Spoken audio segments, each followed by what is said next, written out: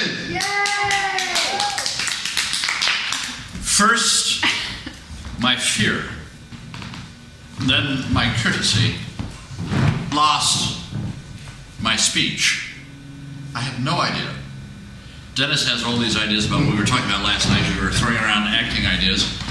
I was thinking of something more philosophical, about acting and method and technical acting. It used to be a big contrast when I was your age. And he said, talk about being a professional. Okay. How did I get into this, or did you rather? Anything that you like, just tell them about. Well, just quickly, I was acting in a school at elementary level because they did a lot of that in this particular little Quaker school in Pennsylvania. And I did Prospero in the 7th grade from Tempest. It's one of the major characters in that. So I was lost on Shakespeare. Dad took me to Shakespeare when I was much younger than you, and when the only way he could keep me interested in it was to say someone's going to die, the ghost is coming, lots of blood. Daddy, when is the ghost coming? Shut up and listen, And so I was indoctrinated, early on, and you go the way, you're getting this little shot in the arm. I don't know if you've acted before. Some of you sound as though you've certainly been doing singing, or miracles are being performed here. It's very nice.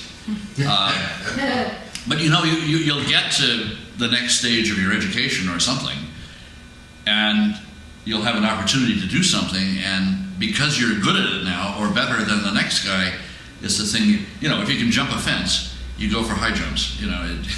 If you can run well, that may be what you do in college, the decathlon or something.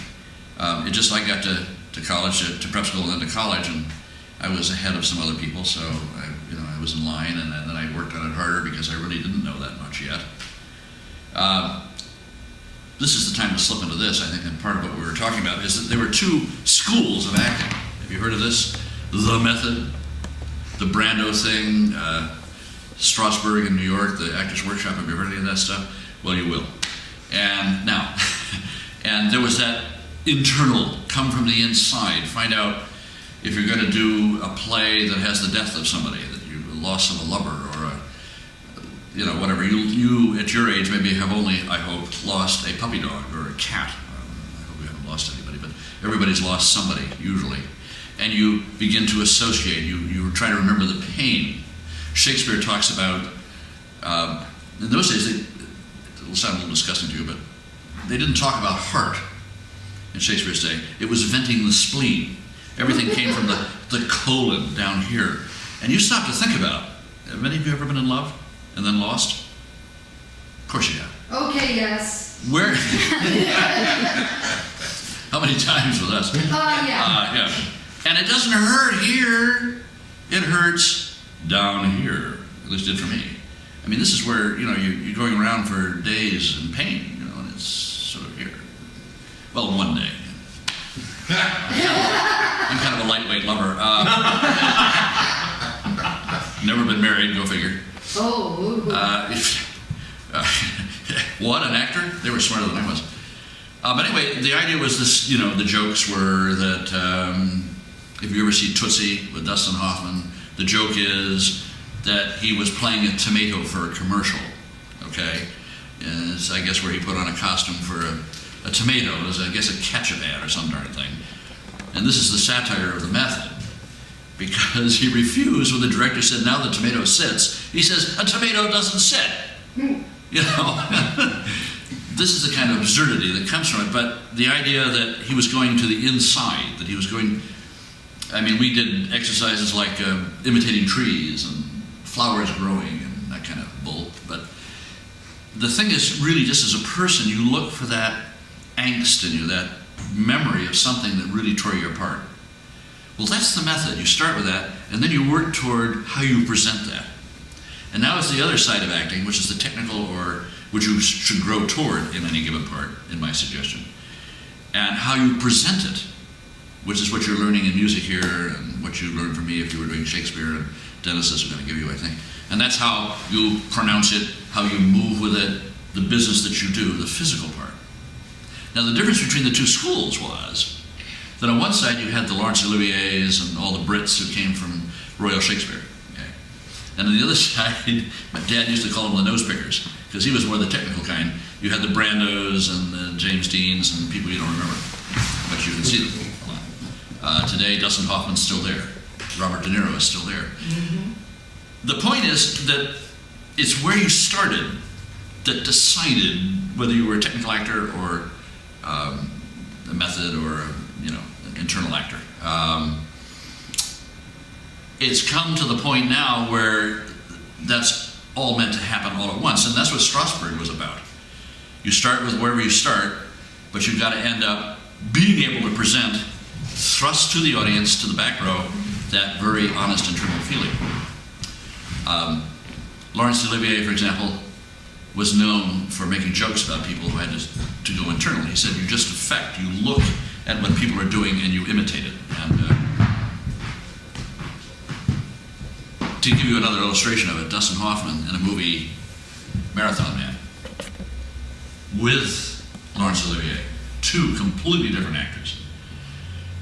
You've ever seen this by mistake, this film? Marathon Man is a really good old, yeah. You can still get it at the video store. And Laurence Olivier is this horrid, this is based on a true story, I think, horrid man called the dentist, a Nazi, who's looking for some diamonds in New York. That's not the important thing. Anyway, he's doing his whole thing, which was ingeniously convincing and seeming very honest if you looked into his eyes. And Dustin Hoffman is playing the victim in the piece, all right? Being the Jewish, and the guy's after him, and I've forgotten the whole story. But anyway, the day of torture is coming. Laurence Olivier character has cornered Dustin Hoffman, put him in a chair somewhere, tied him up. He's going to drill, that's why they call him the dentist, till he admits where the diamonds are, or some darn thing. So Dustin Hoffman's prepared for this insane pain, which is very hard to show, I suppose, for some people. So he stayed up all night. I think he did some drinking, I'm not sure. I doubt if he did that, but he stayed up all night. Then he ran, he's a runner, he ran around the reservoir where they filmed it in Manhattan. Several times, came in all sweaty, his eyes were bloodshot, and all this kind of thing. And he's ready to do his bit, showing pain as Laurence Olivier affects the drill which goes into the nerve. This was a famous torture artist in the Nazi party. And Laurence Olivier looks at him and says, Dusty, acting is meant to be fun. You've been through all that torture? Two kinds of acting. But what's happened today is we're all coming together now. I mean, you really don't do the role. The technical actor would start with, okay, what's my accent? Okay, what's the walk? Delivering this musical thing. You certainly see good singers. They're really the best. You can see the tears. You can feel the tones. You can feel the honesty. But finally, it's whether they project it to the house. So if you start with those feelings that you associate with the song or with the piece you're doing, you may be the method actor because you're starting internally. Okay. If you start with just the accent or the walk or all of those things, color of your hair, whatever, too late for me, I know. You're thinking technically and you're starting from that point. And it really doesn't matter where you start. The interesting thing, and just to finish this story, is that Lee Strasberg was in a movie called Godfather 2. Godfather 2, where he played the Jewish mafia. And you watch that fellow act. You look into his eyes, like, God, the method is wonderful. He's bleeding inside. You can see his pancreas leaking or something, his eyes. And on the outside, very technical. I mean, even to all the, what we call Del Sartre movements, which we won't get into now, but the movements for each feeling that are classical. He had all that too. And all these people that came out of his school that went only method and couldn't do stage work weren't listening to the whole story. He was telling you, you need both. You need to be able to project your honesty. Does that make sense? And I had to face that a lot because what I do is very physical. You think of Shakespeare as probably as technique-ish oriented as your singing and all the work you have to do and all the things you have to think about and what key to have it in and what speed and so forth. And the Shakespeare's the same thing. What I often do with people who are starting with Shakespeare is say, have you learned to sing? And it's called recitativing it. That's my term for it. What is it? Recitative. Recitative. You're supposed to go shh, but it's recitative. And it's that part of, you saw Evita, maybe? Any of the new musicals? They don't talk anymore. They don't talk anymore, you know? What's your name? Come back to me, I know you're saying. Candace. Come on. Why? Because my mom named me Candace. See? All right. Well, then you're beginning to employ, I get people to do this, and the recitative is, I'm fine, how are you? All this stuff, they don't, in Evita, stop to talk. They recitative it, that's from opera, that term. And it's the talking, it's not the tune you're gonna hum, you know, it's not the aria, it's not, Doriadora, don't spit on the floor, musica spidora. Now these are the tunes you can hum from Carmen, you know. I never knew that's how that translates. But it's the little stuff, you know, it's the little talk. So what I do is I get you guys, you're going to do To Be or Not To Be, or Romeo, Romeo, Wherefore Art Thou Romeo, kind of thing. And I say, sing it, recitative it. You don't have to say sing it. Just work on it. Now you're employing all of those things that Carri has given you. First name is Ken? Ken? Kent. I'm sorry, Ken. Have given you. All that technique you bring to bear, and then I stop and I say, okay, now no music, nothing, no accompaniment, nothing. Now speak it. And all those verticals and horizontals and things, the attenuated things that you do in singing.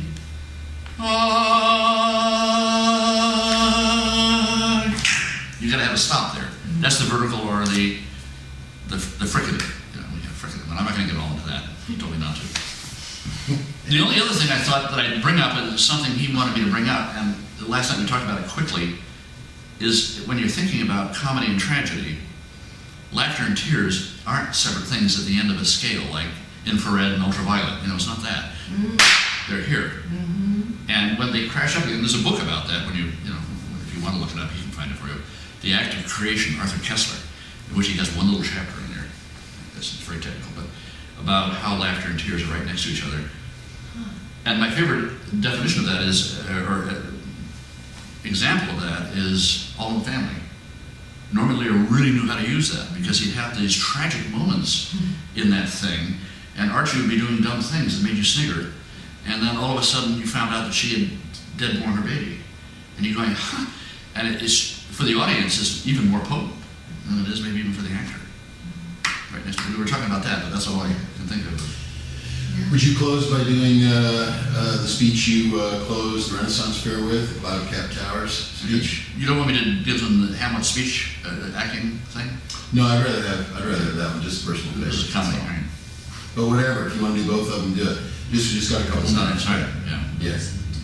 Well, we'll see if we have enough time. This is on the darker kind of side.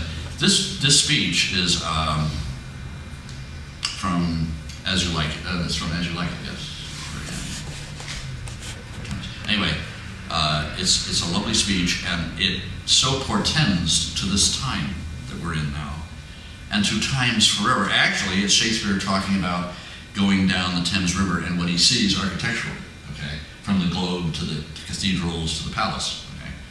But see how it plays now. If you think, just for example, I used it twice when I was in New Hampshire, right after Krista McCullough died.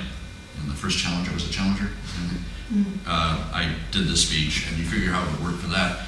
But then right after the September 11th thing. But also think of the Globe as Globe or Globe Theater. Method. No. That was technical. In case you couldn't tell. Our revels now are ended. And these, our actors, as I foretold you, were all spirits and are melted into air, into thin air.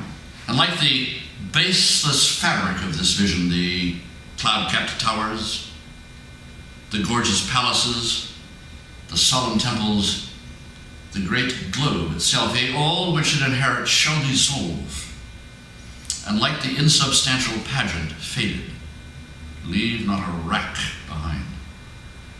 We are such stuff as dreams are made on,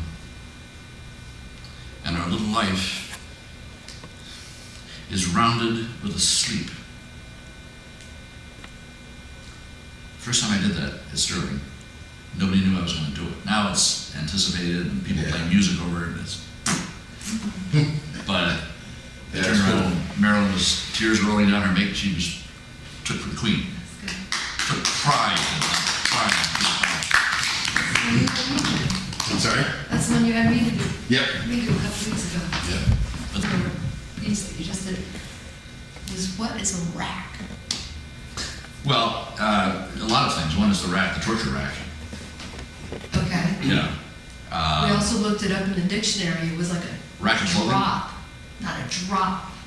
Not remember? The rack was the end of, what was it, the end of the, I don't remember, but it was No. definitely the remnants. The remnants, They not listed the remnant remnants, rack. yeah. Not remnant of the rack. On the rack is a clothing or a costume rack too. And when That's all gone, right. yeah. There's all those parallels. That's all gone. Yeah. As you were that's saying, that great. speech has great parallels between theater and life. Yeah. Each one of those, the globe, you know, that's a And good Shakespeare example, has its used own those. meanings, yeah. He And we used found those all the words. different meanings in these different situations that you can see I'm internalizing that a little bit. But when I did that with the Chris McCullough thing, I was in the school where she taught, Concord High School.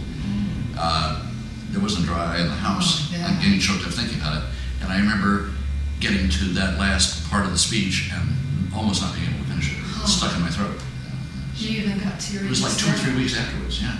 And it wasn't technical, I don't think. It was loss, associative loss. Think on things. I mean, you can do this. You can think about what's happened. Don't. You know, when you're driving somewhere, don't think about it when you're near a cliff or. I think what a lot of people do, it's old, but when you really dig into some of that, or all of it, it can be applied to anything today. And save the temptation. You know, your grandmother will be most guilty of this, or I'm saying that because it seems to be that way. That when you see a modern interpretation of Shakespeare, where you rent Hamlet 2000, that Ethan Hawke did, there's some clever stuff in it. There's some stuff that doesn't work. If it's intelligently done, what they're doing is showing you that it hasn't changed. Right. And if you're looking for the pure thing, and the little old ladies who walk out at intermission, thank God, because then I get a seat. Why don't they do it the way Shakespeare didn't do it any particular way either. He never did the the Roman. same. He did it the Roman plays wearing Elizabethan costumes because that's what they had, you know. Well, I heard he was an improviser, wasn't he? I mean, he didn't do it Well, to a the certain same every time, did he? I mean, there are actors up there doing stuff, and he's going, "Oh, that's good." Mind if I use that? We think. Yeah, There's a lot of that, but a lot of it was script. I mean, he said. yeah. I mean, Ben Jonson says about Shakespeare. We do a Ben Jonson Shakespeare thing. Did you totally have Yeah. the debates? Ben Jonson says at one point that Shakespeare wrote so fast, he didn't take the time to blot a line. It was fast. It was writing. It was sort of the Salieri Mozart thing. Yeah, it came Amadeus. through, yeah. Yeah. Thank you.